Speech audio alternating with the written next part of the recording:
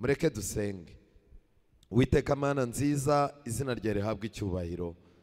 Twongeye kugushimira uburyo ubana natwe uko bwijwe nuko bukeye. Ngaho rero ubwo tugiye kwiga ijambo ryawe, reka rigere ku mubiri wacu rigira icyo rikora, reka rigere mu mitima yacu rigira icyo rikora, reka ryinjire mu mico yacu yananiranye no muri gahunda duteganya rigira icyo rihindura, kugira ngo uyu mwanya tube imbere yawe uko twaje ntaba ariko dutahe twambitswe imbaraga n'ubwenge n'ubushobozi no kureba kure nawe, tubisabye mu izina rya Yesu, amen. Tujye kwigana amagambo akomeye avuga ngo ntukegeranye imana zitegerana. Ntukegeranye imana zitagize gute? Zitegerana. Buriya nimureba muri Bibiliya mu gitabo cya mbere cya Samweli, igitabo cya mbere cya Samweli, abasomyi ba Bibiliya tujyane igice cya 5. Igitabo cya mbere cya Samweli igice cya 5. Umunsi umwe habaye intambara. Abisiraheli bajya kurwana batabajije Imana. Nkuko benshi muri twe hano tujya tugira intambara z'ubuzima tujyamo ariko tutagishije Imana inama. Baragiye rero bari bizeye yuko bamaze kuba abatekinisiye, ari byo bintu bigiye kuturimbuza. Kwibwira yuko uri umutekinisiye mu gusenga, kwibwira yuko uri umutekinisiye mu kureba kure, wize amashuri menshi, umaze imyaka myinshi mu idini. Abisiraheli baragiye bariyiringira ntibiringira Imana, bageze ku rugamba bararwana baraneshwa. Umwe muri barababwira ati ariko mwabagabo, ubu ko mubona ibintu byanze, mwaretse tukagenda tukajya gufata n'isanduku y'Imana, kwiriya sanduku ibamo intsinzi tukayizana ku rugamba.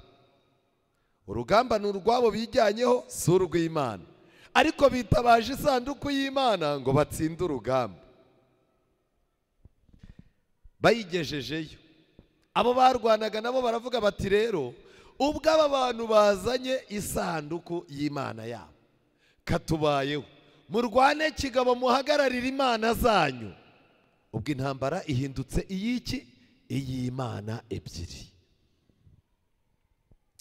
Nimureba neza mu gice cya 5 umurongo wa mbere n'uwa 2, Abafilisitiya bari banyaze isanduku y'Imana, bayikura kuri Ebenezeri bayijyana kuri Ashidodi. Isanduku y'Imana igezeyo, Abafilisitiya barayenda bayijyana mu nzu ya Dagoni, bayishyira iruhande rwa Dagoni. Izi ni imana ebyiri zitegerana. Iyo sanduku y'isezerano yabagamo ibisate bibiri by'amategeko 10 Imana yari yarahaye Mose. Icyo ni icya mbere, kandi mwibuke yuko Bibiliya ivuga ngo amategeko y'Uwiteka atungana rwose, asubiza intege mu bugingo. Bivuze ngo imbaraga z'Abisiraheli zari zifitanye isano n'iyo sanduku. Ikindi kintu cya kabiri cyabagaho, Abisiraheli bari mu rugendo batazi iyo bava n'iyo bajya, ariko muri iyo sanduku habaga inkoni ya Aroni. Iyo nkoni yagaragazaga ubuyobozi bw'Imana. Ni ya yindi yari yaragiye ikora ibitangaza, Abisiraheli bakabona inzira. Mu magambo make, iyo sanduku yari ifitanye isano n'ahantu Imana yagiye ibacisha batateganyaga kuhaca, inzira Imana yabaciriye batateganyaga yuko igize gute ihari. Kambaho urugero, ubu hano hashobora kuba hicaye umuntu wari ufite imikorere myiza, afite akazi gasa neza, ariko gukira biranga, ubuzima buranga, arakena, urugo rwicwa n'inzara. Ariko Imana irongera imwereka indi nzira y'imibereho y'akazi koroheje, birangira muri ka kazi abonyemo inzira yamwubakira inzu, abana be bakiga bakabaho neza kuruta uko yaragize gute yari ameze. N'uyu munsi wa none turacyakeneye inkoni itwereka inzira aho tutateganyaga ko inzira igize gute iri. Muri iyo sanduku kandi habagamo urwabya rwa manu. Abisiraheli bari bamaze igihe kirekire mu butayu barya kuri fagitire y'Imana. Ntago bahahaga, nta soko ryari mu butayu. Kambabwire, uko isi izarushaho kugenda itubera ubutayu, niko tuzarushaho gutungwa n'Imana. Amen. Yego. Dufite indirimbo nziza ivuga ngo uvuvunura ikiganza ugahaza ibiriho byose. Abisiraheli Imana yari yarabatungishije manu. Yesu ari ku isi avuga amagambo akomeye ngo umuntu natungwa n'umutsima gusa. Iryo ni ihame ry'umwuka. Ntago umuntu atungwa n'ibiryo gusa. Niyo mpamvu ko turushaho kugira amadepo y'imiceri, amadepo ya kawunga, uko turushaho kugira amadepo y'ibiryo mu ngo zacu, niko isengesho rivuga ngo uduhe none ibyo kurya byacu by'uyu munsi rigenda rigabanuka mu miryango yacu. Niyo mpamvu uzabona umuntu abyibushye ariko nta mbaraga z'iby'Imana afite. Abisiraheli iyi ntambara yari intambara rero ikomeye. Bafashe iyo sanduku mbabwiye ikomeye, hejuru yayo gato habaga abamarayika, igishushanyo cy'abamarayika gikoze mu izahabu. Abo bamarayika bari bameze nk'abunamye, kandi abo bamarayika basa n'abunamye. Hagati yabo hagaragaraga ubwiza bw'Uwiteka bwitwa Shekina. Abatambyi bakundaga gukora aho ngaho nabo babaga ari abantu basanzwe nk'uko n'abandi bameze. Ubundi washoboraga guhura n'umutambyi mu minsi y'imibyizi ukabona nawe ni umuntu usanzwe, nk'uko uyu munsi ushobora kuzahura nanjye nambaye agapira, nambaye agapantaro, nta koti nambaye, cyangwa tugahurira ku murongo nteze imodoka muri gare. Ariko inshuro abatambyi binjiraga aho hantu, inshuro umutambyi mukuru yinjiraga hafi y'iyo sanduku, yajyagayo rimwe mu mwaka. Ubwiza bw'Imana bwarimukaga bukamuza mu maso. Igihe Yesu avuka rero, ubwiza bw'Imana ntabwo bwari bukiba aho hantu, ahubwo ikintu cyatangaje, umuntu wakiriye Yesu yavutse yaramwitegereje, aramwakira. Uwamwakiriye mu rusengero amubonamo mu maso Shekina. Ubwiza bw'Imana bwari muri nde? Muri Yesu Kristo. Iyi sanduku rero ihagarariye Imana n'ubwiza bw'Imana bayegeranyije na Dagoni kandi bidashoboka. Ni igiki aba bantu bari bagendereye? Mu gitabo nkunda kinsobanurira Bibiliya cyitwa Abakurambere n'Abahanuzi, paje 499, ni icyigisho cya 57, haranditswe ngo Abafilisitiya bajyanye isanduku y'Imana kuri Ashidodi, bagenda banejejwe nuko batsinze, maze bashyira mu nzu ya Dagoni imana yabo. Bibwiraga ko imbaraga zabanaga n'iyo sanduku kuva kera kugeza ubwo zizaba izabo, kandi ko kuzihuza n'iza Dagoni byajyaga gutuma nta wabatsinda. Mwumvishe impamvu? Impamvu murayumvishe? Bari basanganywe imbaraga, ariko bazi yuko n'Abisiraheli nabo hari imbaraga bagize gute? Basanganywe. Bagize amahirwe baravuga bati ubwo iyi sanduku tuyifite, imbaraga z'iby'Imana turazifite, ariko na Dagoni isanzwe idukemurira imbaraga z'iby'umubiri. Baravuga bati rero tuzegeranye turaba dukomeye. Uyu munsi ikintu kirimo kuba nta kindi, umuntu arimo aragenda akabona afite imbaraga z'amashuri, akazigerekaho imbaraga z'amafaranga, yarangiza agatavuga ati ubu ntacyo ndicyo mu gihe ntafite imbaraga z'idini. Yarangiza akaza muri Yorodani akabavuyemo mu mezi 3 yabaye umukuru w'itorero. Ariko uyu mugabo aroroshye, aroroshye. Ikintu kirimo kuba ni kimwe, abantu barimo barashaka kwegeranya Imana zitegerana. Umuntu arimo arashaka gufata ubupfumu akabwegeranya n'uburokore. Umuntu arimo arashaka gufata uburaya akabwegeranya n'uburirimbyi. Umuntu arimo arashaka kuba umubwiriza akaba n'umutubuzi. Ntabwo biri buhure, ntabwo Imana, izo mana ntabwo zijya zegerana. Icyabaye nta kindi, iki kigirwamana cya Dagoni cyari kimeze gute? Hejuru cyari kimeze nk'umuntu, hasi cyari kimeze nk'ifi.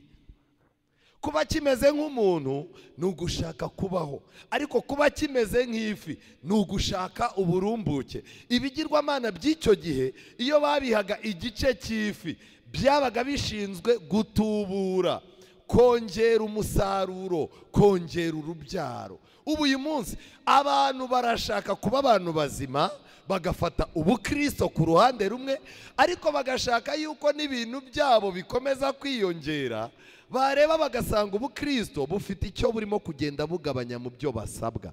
Impamvu rero uyu munsi wa none abantu barashaka gufatanya ibintu bibiri bidafatanyika. Nshuti z'Imana, iyi Mana yacu tuvuga yaragiye igeze kwa Dagoni, bigenda gute? Umurongo wa 3, maze abanyashidodi babyutse kare basanga Dagoni yaguye yubamye imbere y'isanduku y'Uwiteka. Amen. Hari ibintu byikora automatique. Nibyo koko Imana ishobora kuneshwa muri Musoni, nibyo koko Imana ishobora kuneshwa mu maso y'abantu, ariko hari akantu kamwe Imana yisigariza kerekana ko ikintu cyabaye ari yo yagize gute, yagikoze. Dagoni ntiyaguye ngo ihengame igwire urubavu, ntabwo yaguye ngo igwire umugongo, yaguye yubitse amaso kuko itagombaga kurebana n'Imana yacu yo mu ijuru. Ibi bifite icyo bivuze. Umupagani azakugirira nabi, azakuzengereza, ariko Bibiliya igaragaza yuko utazava mu isi utaramubona kwikubisa imbere. Yosefu yarabirose, arota bagenzi be na bene wabo bari bafite umushiha n'umunabi, harota rwose baza bamwikubita imbere, arabibabwira barangije batumva wakana izo nzozi nimbi, ariko byarangiye bibaye ntibyabaye. Mwegiputa bariye ku ikofi ya Yosefu, agera haranababwira ati mugende mujye kunzanira so ndasigarana uyu nguyu. Bati tubabarire wenda twebwe dusigarane, ariko uyu nguyu afite amateka. Arababwira ati ariko se kuki uyu mumutindaho nta wundi muvukana?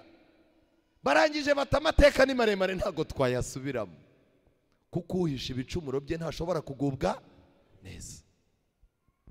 Yosefu yarabazunguje arabazunguza, ariko ageraho abona yuko bwa buhanuzi bwasohoye. Icyo nashaka kubabwira ngiki, Dagoni yaraguye, kandi basanze Dagoni yaguye yubamye imbere y'isanduku y'Uwiteka, kandi igihanga n'ibiganza bya Dagoni byo byaguye ukubiri n'umubyimba, ku gitabo hasigara umubyimba wayo gusa. Nicyo gituma abatambyi ba Dagoni n'uwinjira mu nzu yayo wese batarushya bahinguka ku gitabo cya Dagoni. Nta kigirwamana kijya kibura igitabo. Ibigirwamana byose biri ku isi bifite ibitabo byabyo byagiye byandikwa na Satani kugira ngo abo bantu babishukirwemo. Ushobora kwicara ukavuga uti Allah Akbar, Allah Akbar. Ubwo tuvuze Allah, umwisilamu ahita yumva Imana. Ariko iyo ucengeye mu mateka ukinjiramo hasi cyane, Allah ntago ari Imana yo mu ijuru yaremye ijuru n'isi n'inyanja n'amasoko. Ni Imana y'Abarabu yari isanzweho mbere y'umwaka 620, yari isanzwe iriho, ari Imana y'abapagani. Mu Mana Abisirayeli bari baragendereye gukuraho nayo yari irimo, ariko igitabo cyaranditswe bakivanga n'amateka ya Bibiliya bakita Korowani. Uyu munsi amateka arimo wagira ngo ni Imana yo mu ijuru baba bavuga, kandi siyo. Muri Korowani njyewe ubwanjye nasomyemo yuko abantu bubaha Imana yo muri Korowani bakayikiranukira bakemera kurengana ku bwayo. Muri paradizo izabahemba abagore b'amasugi bafite amaso manini. Ayo magambo narayisomeye, uzaze nyakwereke. Ndashaka kubabaza, iyo Mana irahurira he niyo mu byahishuwe izahanagura amarira ku maso, ibya kera ntibigire gute? Ntago bihura, ariko ziregeranye. Sigaye ujya guhura n'umuntu w'umukristo akakubwira ati Allah Akbar. Ntabwo ari byo. Ikintu gikomeye, umutwe, hano bavuze yuko umubyimba, igihanga n'ibiganza bya Dagoni byaguye ku gitabo. Abaje basanze ari Dagoni, ari n'igitabo cya Dagoni bavugaga ko giteye ubwoba. Ibyo bintu bibiri basanze nta kintu byamaze imbere y'isanduku. Bivuze ngo iki? Imana yiteguye gutesha agaciro imitekerereze y'abanyabwenge ndetse n'ibitabo banditse barwanya Imana. Niyo mpamvu iyo ubayeho udasoma ibyanditswe ubu uzagwa mu mutego w'abapagani baguyemo guturuka kera. Bantu b'Imana, ibya Dagoni nidushake tubihagarikiraho. Icyo nahashakaga ni iki? Nashakaga kubereka yuko bashatse gukomereza ku bya Dagoni, bayegeranya n'Imana n'isanduku y'Imana, kugira ngo kimwe nikitagira akamaro hamwe ikindi kijye kikagira. Konstantino, umugabo wayoboye isi w'umuhanga mu mateka mwiza, mu myaka ya za 300 yari yicaye areba abami bamubanjirije, areba uburyo babaye abapagani bakica abantu b'Imana, abona bapfuye nabi kandi leta zabo ntago zagenze neza. Arahindura aravuga ati ariko wakwiga ndi mayeri, ubu nta kuntu nagenda nkabatizwa narangiza systeme yacu ya Roma dufite nkayigumana, ariko na systeme yabariye abantu bakura ku ntumwa n'abahanuzi nayo nkayifata. Noneho ngewe ninge nzaza amenya icyo ngiye gukoresha naho ngira gute, naho ngikoresha. Mu mwaka 323 yari amaze kubigeraho, yari amaze gushyiraho itegeko. Abantu batera umugongo gusenga ku isabato, berekera ku cyumweru. Yakoresheje izo mbaraga ebyiri kuko imbaraga imwe yari afite ntiyakundaga. Kwegeranya ubukristo n'ubupagani uzakomeza kuba umushinga w'umuntu ushaka kugira ibyo ageraho, ariko bikaba byaragize gute, byaranze. Umuntu yifitiye iruba ry'ubusambanyi, ariko arimo arareba agakobwa keza ko muri korari. Urumva yakabona ate atabatijwe ngo aze mu itorero ajya asengana nako aririmbane nako? Ngiki kibazo. Umuntu arimo arashaka amasoko, ari muri quartier ituwe n'idini runaka rihafite abayoboke benshi. Uragira ngo natajya muri iryo dini ngo yitizemo amaboko azabona amasoko? Icyo nagira ngo mbabwire ngiki, iyi Mana yacu ni Imana ikomeye inesha. Urugero rundi rukomeye, murebe mu gitabo cya 2 cy'Abami. Turimo turakomeza tujya inyuma. Igitabo cya 2 cy'Abami, ndasoma igice, ni igitabo cya 1 cy'Abami, igice cya 20. Igitabo cya 1 cy'Abami, igice cya 20.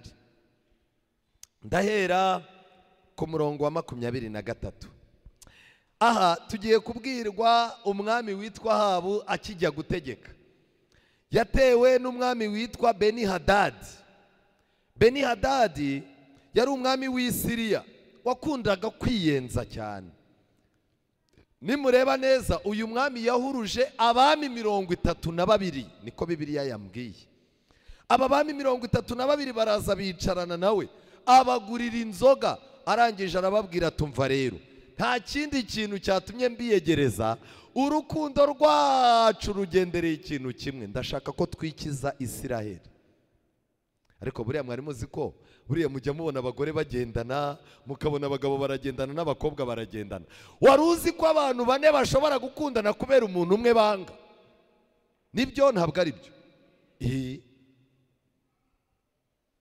None se niba atari ibanga, mutekereza ko akarengane kazaba amadini atarihuza?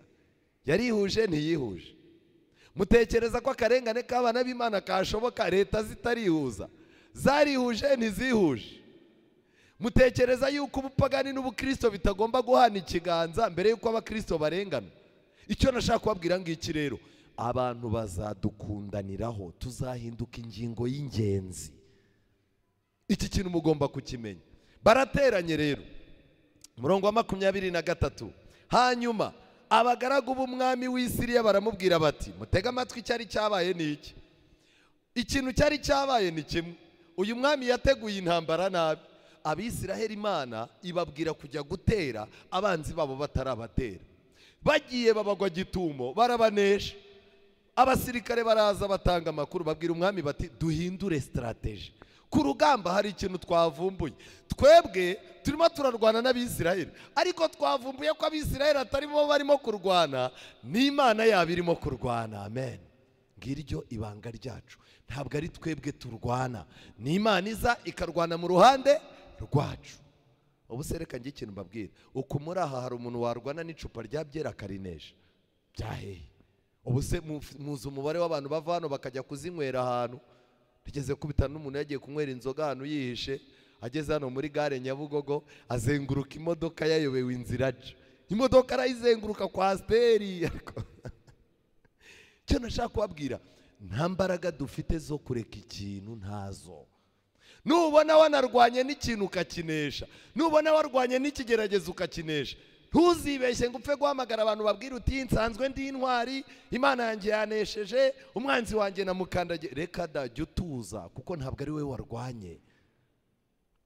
Umurongo wa 23, hanyuma abagaragu b'umwami w'i Siriya baramubwira bati, Imana yabo ni Imana ihimba mu misozi miremire, nicyo cyatumye baturusha amaboko, ariko noneho tuzarwanire nabo mu bibaya, ni ukuri tuzahabarushiriza amaboko. Twarwanye nabo, twabajyanye mu misozi miremire, kandi Abisirayeli nta misozi miremire bagiraga. Ariko Bibiliya ivuga ngo iki? Bibiliya ivuga yuko abantu b'Imana nibaca mu mazi atazagira gute, nibaca mu muriro utazagira gute, kandi bazagenda bazirukanka be kugira gute. Iryo ni isezerano. Ngo babajyanye mu misozi bararwana, baravuga bati ahubwo nta bantu bazi kurwanira mu misozi nk'abaki, nk'Abisirayeli. Hari ibigeragezo biba bimeze nk'imisozi, ku buryo umuntu akibona agahita avuga ati mama kanaka ko yigenje arajyaye. Ariko Imana ikaguha imbaraga, ukagiterera, ntuhamagare kuri radiyo nk'uko abandi bagore babigenza, ugaterera ikigeragezo cyawe, ukazajya kumva umuntu wakugerageza agati uyu munyagwa Imana yari iramufasha muri iyi misozi. Reka dutangire kuzana ibigeragezo bimeze nk'ibibaya. Ibigeragezo bimeze nk'ibibaya nibyo byamaze abantu. Abantu burya batereye imisozi cyane. Hari n'igihe bagiye kurwana mu bibaya bavuga bati nta mpamvu twarwanye n'imisozi. Umugabo bita Theo bose babireba yaririmbye indirimbo, arangije aravuga ngo ngo twambutse inyanja zitukura ngo ntudukangishe Nyabarongo y'ibiziba.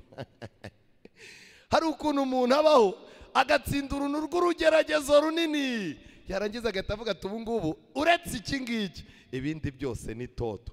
Buriya abantu benshi bakomeye, abasirikare b'abafande bakomeye b'abajenerali, barasirwa ku rugamba rudasobanutse. Ujya kubona ukabona urugamba rwa rundi ruriho indege, rwa rugamba ruriho intambara, ku buryo abantu bose indege z'intambara, ibibunda bya burendike, aho hantu ubundi ubuvuga ngo ahantu niho generale ribugwe, ntabwo ahagwa.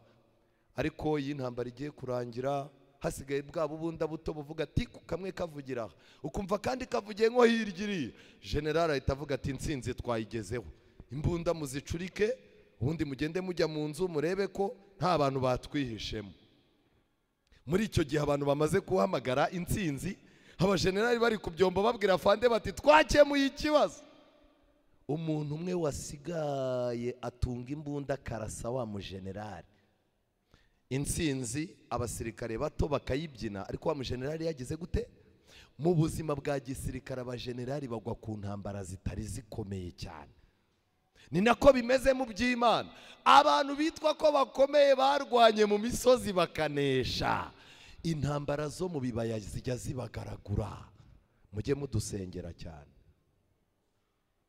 Ariko Abisirayeli intambara barayihinduye ubwo bagiye mu bibaya. Kandi genza utyo, ukureho abo bami, umwami wese umukure mu mwanya we, mu cyimbo cyabo ushyireho abatware b'ingabo, maze ugabe ingabo zihwanye n'izo wapfushije, ushyireho amafarashi n'amagare bingana n'ibyo wapfushije, nuko tuzarwanire nabo mu kibaya, ntituzabura kubarusha amaboko. Arabumvira, abigenza atyo. Umwaka utashye, Benihadadi ateranya Abasiriya, arazamuka ajya kuri Afeka kurwana n'Abisiraheli. Maze Abisiraheli baraterana, bakora amahamba, barabatera, bagandika imbere yabo basa n'udukumbi tubiri tw'abana b'ihene. Ariko Abasiriya bo bari buzuye iki?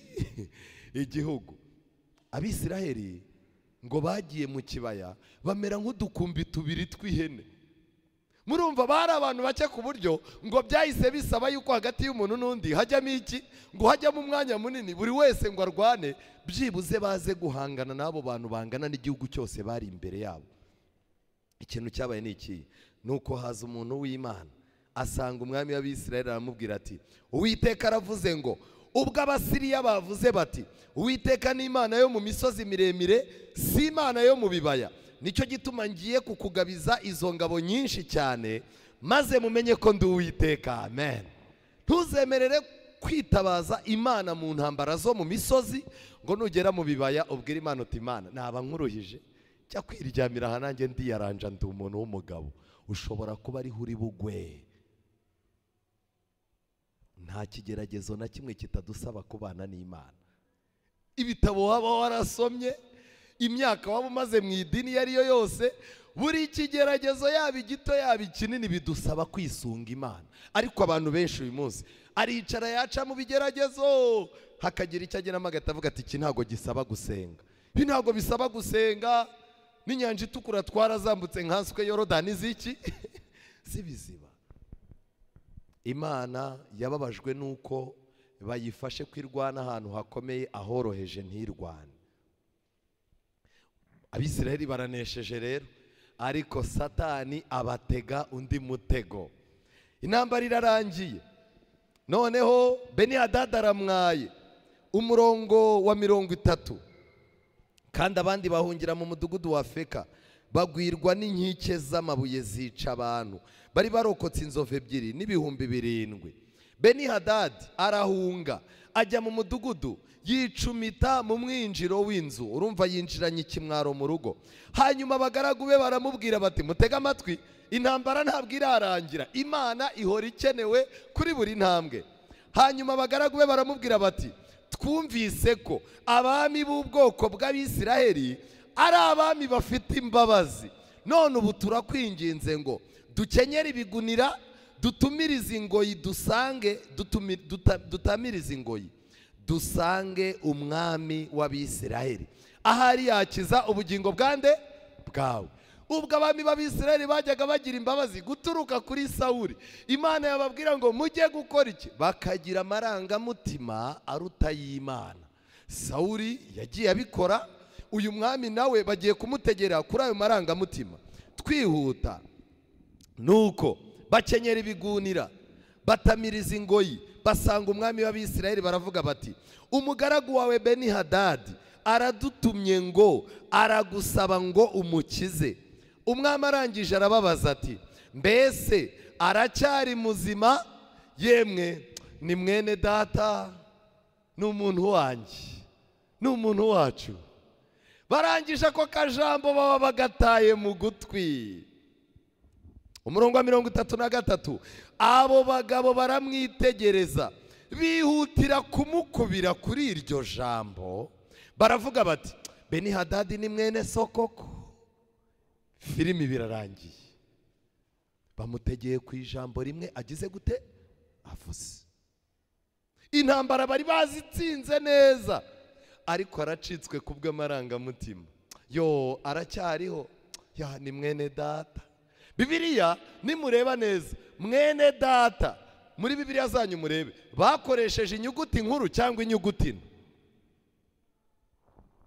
Data bakoresheje inyuguti nkuru cyangwa inyuguti nto? Abafite Bibiliya ni inyuguti nto. Mu magambo make yaravuze ati ni mwene data, ariko ntago yaravuze ko bahuje amaraso n'imitekerereze, yari amarangamutima. Buriya nagira ngo mbabwire mwa bakobwa mwe mwicaye aha ngaha, akajambo urekuye utatekereje neza ushobora kugafatirwaho, ukazashiduka ubanye n'umuntu utigeze ukunda, ukamubyarira abana ukazapfana agahinda kubera akajambo gato gusa. Ijambo rito uvuze ushobora kurifatirwamo rikazagufungisha ukajya mu minyururu. Ababwiriza benshi abwiriza akantu gatoya k'akanyoma, akazabwiriza ibinyoma nka 800 kugira ngo akavaringe ka kantu batazagira ngo yagize gute yaribeshye. Abagabo benshi bemera yuko n'ingo zabo zasenyuka kugira ngo batazamwita imbwa, akarekura nk'urugambo rubi rukababaza umugore, umugore akamubwira ati nutansaba imbabazi njyewe ntago turi buhuze. Umugabo akicara ati hoya naba mbaye inganzwa, kazaza zafureka yirakaje ukwezi kumwe amezi 2 akora n'ibindi bintu. Noneho reka ngira ikintu mbabwira, mwitondera akantu kabacika mu kanwa gato. Hari abantu biteguye kugafatiraho. Urahobera umugore w'abandi ku rusengero, kakawete wanje mwiza, hagati atangira ati kakawete wanjye mwiza, nawe warabibonye ko ndi mwiza tayari.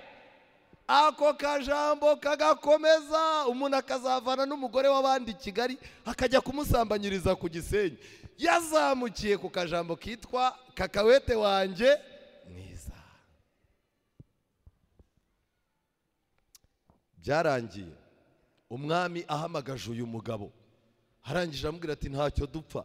Imana yohereza umuhanuzi iramubwira ngo wakoze amahano, mugabanye ibintu by'amarangamutima niba mushaka ko Imana iba muri mwe. Rega hari ibintu bitegerana, hari imana zitegeranwa.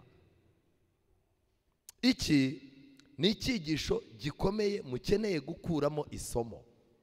Abantu b'Imana, Imana niba rwanira intambara. Kurwana mu misozi Imana yacu irabishoboye, kurwana mu bibaya Imana irabishoboye, ariko umuntu wese uzarekura ijambo atatekerejeho Satani akarimufatiraho, imbaraga z'Imana nta kintu zizamara kuri uwo muntu. Bantu b'Imana, nakomeje kwitegereza mu byakozwe n'intumwa igice cya 8. Tujyane ibyakozwe n'intumwa igice cya 8. Ngiye kubereka undi muntu wagerageje kwegeranya ibintu bitegerana. Ibyakozwe n'intumwa igice cya 8, ndaza gusoma umurongo wa 9. Ibya Simoni umukonikoni. Hariho umuntu w'umukonikoni. Ubundi umukonikoni ni umuntu ukoresha ibintu by'ubupfumu, ariko akaba afite n'ibindi bintu bijya kumera nk'abamaji, akaba afite n'imyuka yo kwerekwa, akaba n'abandwa n'ibiki. Umukonikoni abahagarariye ibyo bintu. Mwibuke ko mu gihe cya Daniyeli, Nebukadineza ngo nibo yari yariyegereje kugira ngo ajye amenya ibintu byenda kuba. N'uyu munsi wa none abantu bafite imitekerereze ipfuye nk'iya Nebukadineza, bafite abantu b'abapfumu, abakonikoni n'iki, ariko bapfumura mu izina ryande, mu izina rya Yesu.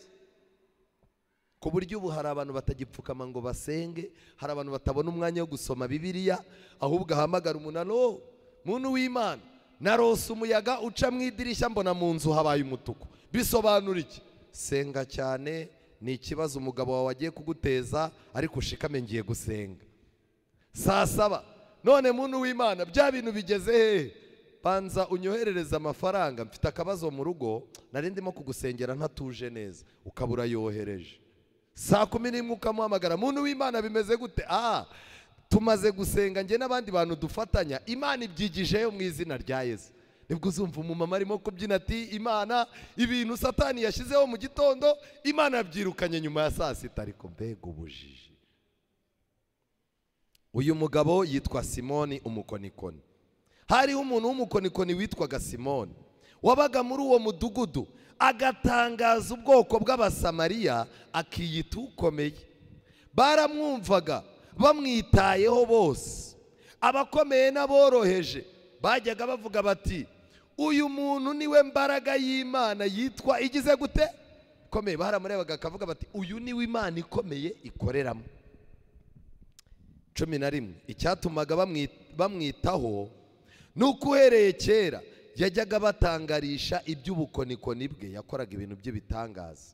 Ariko bamaze kwizera ubutumwa bwiza Filipo ababwira bw'ubwami bw'Imana n'ubw'izina rya Yesu Kristo, barabatizwa abagabo n'abagore. Bamaze kubatizwa rero byagenze gute? 13 na Simoni ubwe aremera, kandi amaze kubatizwa agumya kubana na Filipo. Abonye uburyo akora ibimenyetso n'imirimo ikomeye, arumirwa. Yaricaye abona abakiriya bamushiranye, harangije aravuga ati ariko ibi bitekinike byanjye nari mfite, uwabyegeranya n'ibi bintu by'aba bantu, nakora umuti. Niko basigaye babyita, ni ugukora umuti. Nakora umuti. Abaraje ati ibi bintu byanyu kubyinjiramo birasaba iki? Bati ni ukwizera umwami Yesu no kubatizwa. Arababwira ati ndemeye. Mwanyemeje kabisa. Buriya hari ukuntu umuntu aza agasanga korari yaririmbye, agatabwira ati umva najyaga mpinga idini ryanyu ariko noneho ndemeye. Mwe mukagira ngo ni ijambo ry'Imana yemeye, naho yemeye korari yaririmbye. Yemeye umukimbagiro, yemeye uburyo abageni bari barimo gukimbagirwa neza, yemeye abamama bo muri mifemu ukuntu bambaye bakeye.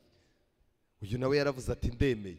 Baramubatiza, akazaza bajya hafi ngo amenye tekinike bakoresha. akazaza abona barimo barasenga mu izina rya Yesu umuntu wari urwaye agakira, harangira avuga ati ariko ibi bintu birasa na bya bindi byanjye, ariko ibi nabyo wabibona yahitinga. Ubu dufite abantu bashaka gutwika ngo baratwika bakimanukira. Abaragiye arabatijwe agendana na Filipo, Filipo akazaza yirirwa akora ibitangaza, umugabo aratangara. Dukurikirane iki gitekerezo. Nuko umurongo wa 18, ariko Simoni abonye yuko abarambitsweho ibiganza by'intumwa bahabwa umwuka wera, azizanira iki? Azana amafaranga. Aravuga ati njyewe ni mu tuntu tw'uducecete nk'utwabariye, njyewe mbazaniye amafaranga mu mwuka wera ushyitse mufatanye na biriya bintu byanjye. N'uyu munsi wa none mu madini menshi umwuka wera uragurishwa, biterwa n'ayo ufite. Abantu bakaba barimo gushaka yuko ngo hirukanwe inyatsi. Inyatsi nkuru ni icyaha kiri mu mitima yacu.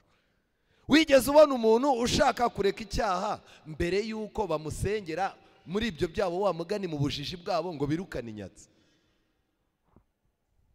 Ijambo ry'Imana riratangaje. Abantu benshi bameze nka Simoni, barashaka umwuka wera ariko barashaka no kugumana ubukonikoni. Niyo mpamvu ubona mu madini ibintu bigusha abantu, ibintu bivugisha abantu, ibintu bisakurisha abantu, urabishaka ukabibura. Kubera iki? Bakoze amakosa akomeye, begeranyije umwuka w'Imana bawegeranya n'iki? N'ubukonikoni n'ubupfumu, kandi ibyo bintu ntago bijya byegerana. Hari amagambo nahoze nsoma mu gitabo cy'intambara ikomeye twihuta, ni amagambo akomeye cyane.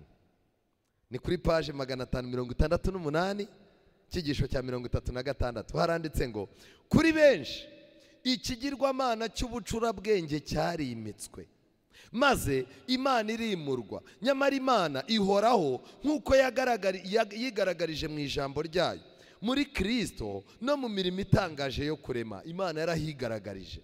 Abayiramya ni bake gusa. Abantu baramya Imana yaremye ijuru n'isi n'inyanja n'amasoko, kuri ino si ni abantu bake.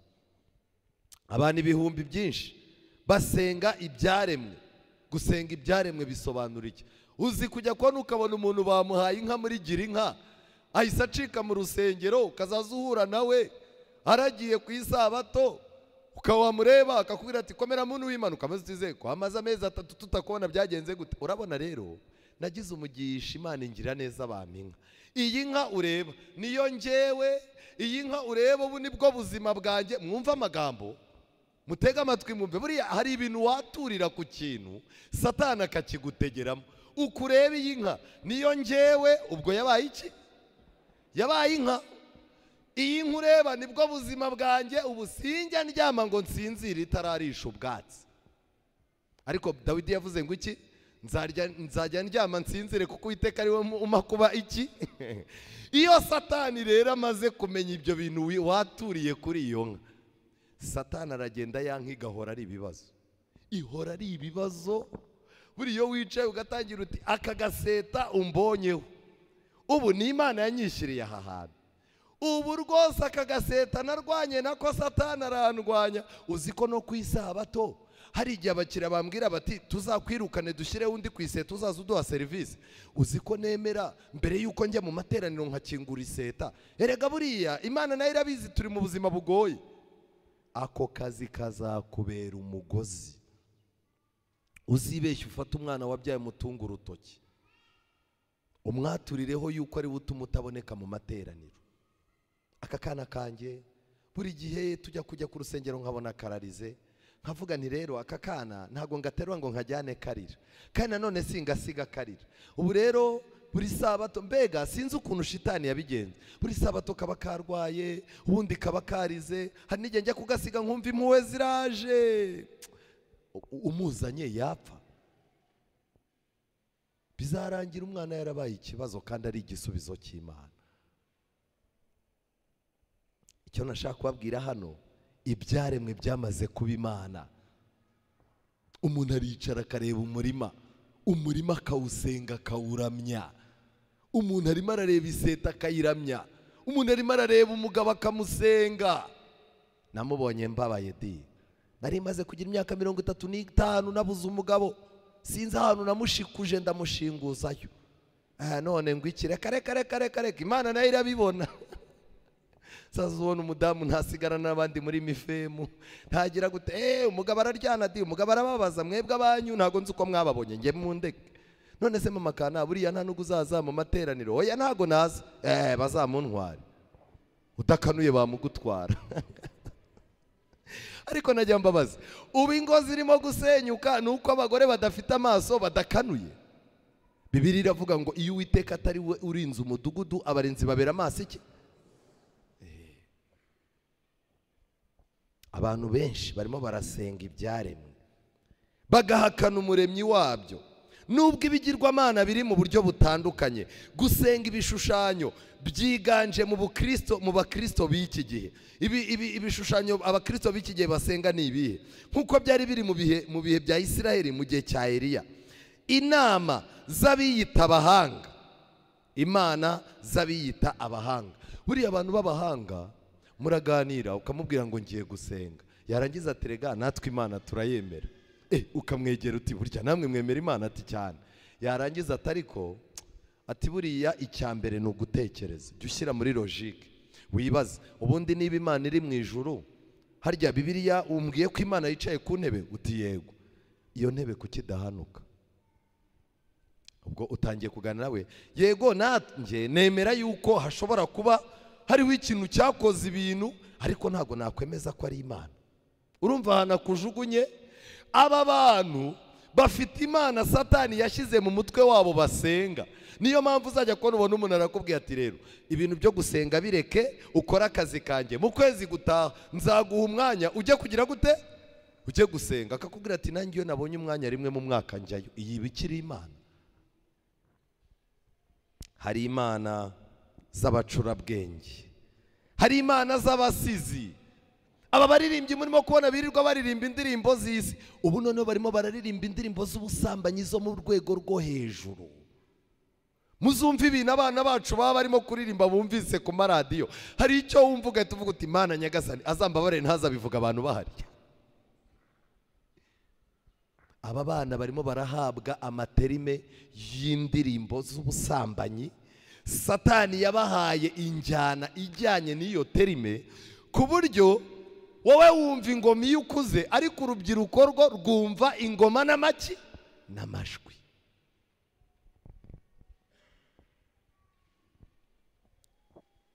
Abasizi ubu dufite abantu barimo gucora ibintu by'ibigirwamana, igishushanyo kimwe bakacyita Bikira Mariya, ikindi bakacyita Yezu, bagakora ikindi kintu kimeze nk'umuntu w'umwirabura ufunze amaboko, bagahita bakubwira bati Imana yafashije abantu bavaga muri Afurika bajya mu buretwa, iyo mana ni Imana. Ukabaza se niyo mu ijuru? Bati hoya, iki kintu kirayihagarariye. Abasizi mu bitondere, barimo barandika ibitabo, barimo barakora ibintu byinshi ngo baduhanaguremo Imana. Hari imana z'abategetsi, buriya abategetsi nabo bagira imana zabo. Bagira imana zabo zibafasha mu ntambara zabo. Ntago wabaza Putine ngo umubaze ngo mu ijuru hari imana, ntago yakwemerera. Ariko umajije uti se wemera Imana? Arakubwira ati ndayemera, mfite iyanjye mu mutwe wanjye. Hari imana z'abanyamakuru. Abanyamakuru bamaze kuba ibigirwamana, kugeza ubwo ibintu bavuze nta muntu wirirwa ajya muri Bibiliya, ahita byakira uko nguko. Muzarebe uburyo guturuka mu gitondo baba badupakiramo ibyo bararanye, wajya no kuryama urushye nabwo ugafungura radiyo bakagupakiramo ibindi bintu. Mwarabibonye? Buriya bari ku kazi bamaze kuba ibigirwamana. Hari abantu ushobora kubwira ngo Yesaya yaravuze ntabyizere, ariko wamubwira ngo kanaka kuri radiyo niyi yavuze, bagahita bavuga ati n'umuntu w'umugabo ndamwemera. Ibyo byose ni ibigirwamana. Hari imana z'abanyabukorikori. Minsi yashize bigeze kuzana ikintu cyitwa Sofiya. Abantu baragenda bakicara iruhande, umuntu umwe agatangira ati witwa nde? Sofiya. Aho uri ni hehe? Ni mu Rwanda. None u Rwanda rumeze gute? Ni igihugu cy'imisozi igihumbi. Abantu bakoma amashyi bati reka da, buriya Sofiya nayo izi mu Rwanda. ngaho gira ikibazo yibaza, bagafata umuntu wayiprogramye akabaha ikibazo bari buyibaze. Kuko buriya Sofia wayibwira ngo mwiriwe ikakubwira ngo yego, ariko uyibwiye ngo mwabonye Uwiteka yugurura cyangwa gusubiza ibyo ntabyo bashyizemo. Ariko abantu baricaye bavuga bati isi igeze kure, mukomerezaho mukomerezaho. Bari mu myitozo. Ejo bundi umugabo witwa Elon Musk, muze kwandika iryo zina kuri internet, ni umugabo wize mu mashuri y'Abayahudi, amashuri mato yayize mu mashuri y'Abayahudi, yakuze ari umwangirikani. Ariko uyu munsi wa none ibiganiro byose yakoze, ni umwe mu bantu b'abahanga isi ifite uyu munsi ukomeye. Ni ukuvuga ngo ejo bundi mu mwaka ushize yagiye i Roma kubonana na Papa. Ariko ikintu gitangaje, muziki agashya yazaniye isi, yakoze igipupe cy'ikigore kizaza gisambana n'abagabo. Yakoze iki kizungu, akora n'iki kirabura. Icyo gipupe kizaza gicaginga umuriro umara ukwezi. Bagishyizemo amagambo bitewe n'ururimi ugiye gusambana nacyo agomba kuba ururimi avuga. Bagishyiramo amagambo n'amarangamutima, bagiprograma ku buryo kigomba gukorakora wa muntu ntamenye ko ari igipupe afite cy'ikigore. Bagerageje kugisiga amapamba, bagiha n'uruhu runyerera rwose nk'urw'umugore wisize amavuta. Njyewe niboneye ifoto ye agifashe ameze nk'umuntu urimo kuganira n'umugore bararana. Iki gipupe rero kigomba gukemura ibibazo. Ariko ndashaka kubabaza, iki gipupe mutekereza ko abantu bagikeneye cyane? Nabaye mutekereza ko ari abapagani cyangwa nabihaye Imana? Munsubize, tujye tuganira. Abantu bo ku Kimisagara ari ikintu bakundira, murasubiza, ni munsubize. Iki gipupe kizagirira akamaro abantu bari mu tubari. Genda bategura ibigirwamana bizaza bibafasha muri business, bategura ibigirwamana bizaza bibafasha mu burumbuke, bategura ibigirwamana bizaza bibafasha mu rubyaro, bategura ibigirwamana bizaza bibafasha mu rukundo. Buriya habaho ibigirwamana bifasha mu nkundo. Baragenda bategura ibigirwamana bitandukanye. Ariko Yesaya yavuze iki kintu, yaravuze ngo kuko uhereye kera ntabwo abantu bigeze kumenya cyangwa kumvisha amatwi no kurebesha amaso indi mana igira ikimarira uyitegereza itari wowe. Ibanga ni rimwe, Imana ikugirira akamaro bitewe n'uburyo wayitegereje. Uko uyihanga amaso, uko usangira nayo ubuzima bwa buri munsi, Imana ihinduka ushobora byose. Ariko Imana iyo ufashe ubushobozi bwayo ukabara kuzayitabaza mu bibaya mu misozi utazayikenera, cyangwa ugatekereza kuzayikenera mu misozi mu bibaya ntuyikenere, birangira Imana yawe iciriritse. Ndabinginze, fata umwanya w'Imana yo mu ijuru, yitegereze. Mu gitondo jya ushaka uburyo wareba mu maso hayo, ku manywa uri mu kazi jya ugerageza uburyo wareba mu maso hayo, nimugoroba utashye mbere y'uko uryama jya ugerageza uyitegereze. Kuko umuntu utayitegereza mu maso ntigigira ikigira gute imumarira. Ongera umwanya wo kureba mu maso h'Imana mu izina rya Yesu.